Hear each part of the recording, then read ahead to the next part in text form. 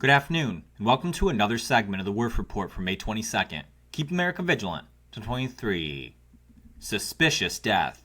A doctor who spoke out against the COVID vaccine is now dead after he said he believed he was poisoned and began having health complications similar to those experiencing vaccine injuries shortly after a CNN interview. As Barack Obama is banned from Russia, the FBI used more warrantless search powers hundreds of thousands of times in 2021 after the January 6th setup, a Nebraska senator goes insane, and President Trump sues the Washington Post for $3.78 billion. First to Russia, where the Russian Foreign Ministry published a list of individuals who are banned from the country effective immediately. The list bans those who Russia says has armed Ukraine, and also those who, quote, are directly involved in the persecution of dissidents in the wake of the so-called storming the Capitol. The list specifically names Barack Obama, along with Jimmy Kimmel, Stephen Colbert, Seth Meyers, Rachel Maddow, Joe Scarborough, CNN's Aaron Burnett, NBC's Brian Williams, Senators J.D. Vance, Katie Britt, and Eric Schmidt, and a slew of U.S. military officials, past and present.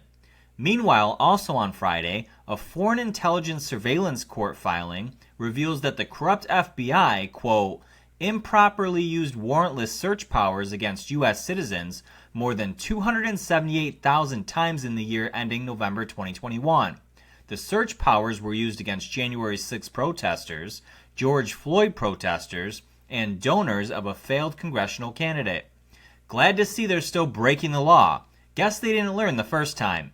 Shows just how brazen they really are.